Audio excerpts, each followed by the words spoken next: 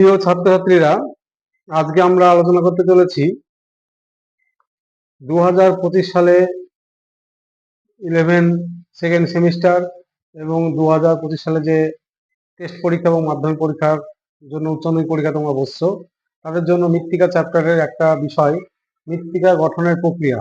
এই যে আমি একটা ডায়াগ্রাম দিয়ে বোঝাচ্ছি, এটা তোমাদের জন্য খুবই ইম্পর্টেন্ট। দেখো, মৃত্তিকা গঠন প্রক্রিয়া, এই মৃত্তিকা গঠন প্রক্রিয়াকে তিন ভাগে ভাগ করা হয়: প্রাথমিক প্রক্রিয়া, মৌলিক প্রক্রিয়া এবং বিশেষ প্রক্রিয়া।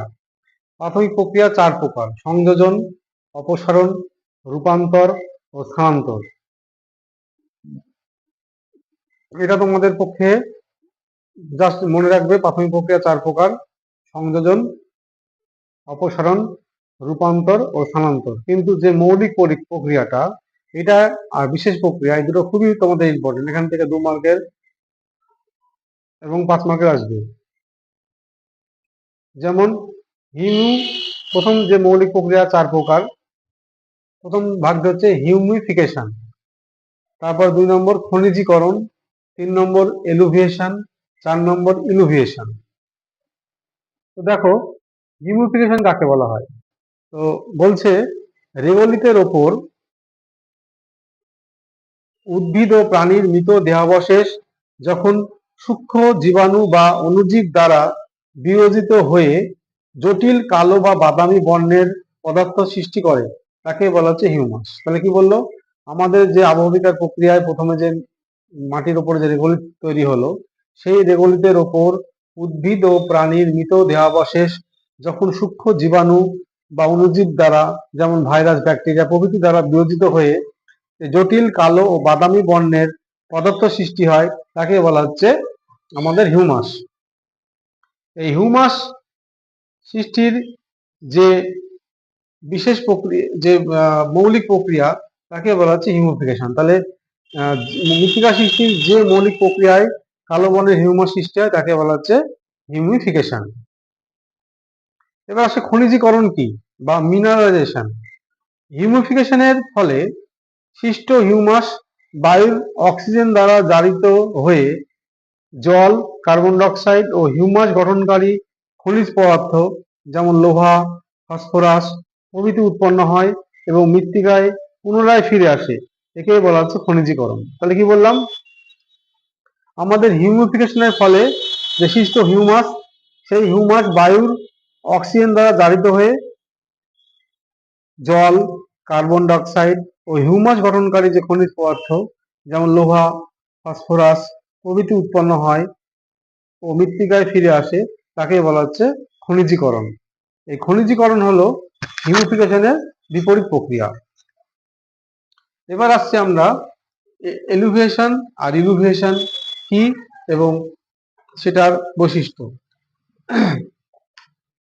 তোমরা জানবে, মৃত্তিকা সৃষ্টির মৌলিক প্রক্রিয়ায় ইলুভিয়েশন আর এলুভিয়েশন খুব ইম্পর্টেন্ট।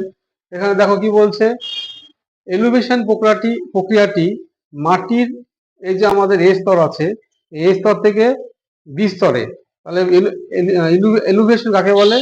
যখন মাটির ওপরের স্তর থেকে খনিজ, বিভিন্ন পদার্থ, লবণ জলে দ্রবীভূত অবস্থায় এ স্তর থেকে বি স্তরে স্থানান্তরিত হয়, তাকে বলা হচ্ছে আমাদের এলুভিয়েশন। আর ইলুভিয়েশন কি? যখন এই মৃত্তিকার এ স্তর থেকে বি স্তরে বিভিন্ন খনিজ পদার্থ, লবণ গুলো জলে দ্রবীভূত হয়ে বি স্তরে এসে সঞ্চিত হবে, তাকে বলা হচ্ছে আমাদের এলুভিয়েশন।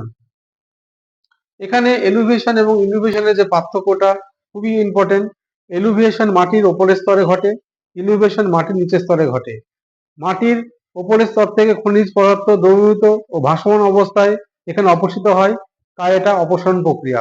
তাহলে এলুভিয়েশন হলো কি? অপসারণ প্রক্রিয়া বা স্থানান্তর প্রক্রিয়া। আর এক্ষেত্রে মাটির ওপরের স্তর থেকে আগত খনিজ দ্রবীভূত ও ভাসমান অবস্থায় মাটির নিচের স্তরে সঞ্চিত হয়, তাই এটা সঞ্চয় প্রক্রিয়া বা সঞ্চয় প্রক্রিয়া।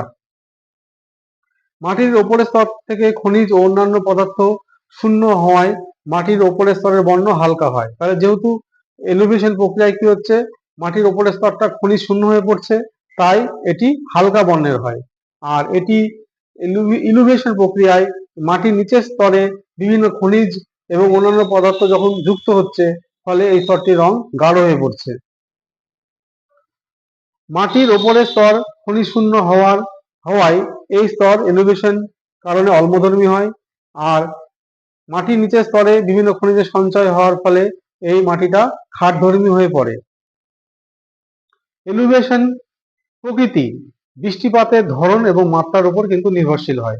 তাহলে যত বৃষ্টিপাত বেশি হবে তত এলিভেশন প্রক্রিয়া বেশি হবে, আর ইলুভিয়েশনের প্রকৃতি এলিভেশনের ধরন বা মাত্রার উপর নির্ভরশীল হয়। তো তোমরা বুঝতে পারছো, তাহলে এলিভেশনের মাত্রা বৃষ্টির ধরন এবং মাত্রার উপর নির্ভর করবে, আর এলিভেশনের প্রকৃতি এলিভেশনের ধরন ও মাত্রার উপর নির্ভর করে।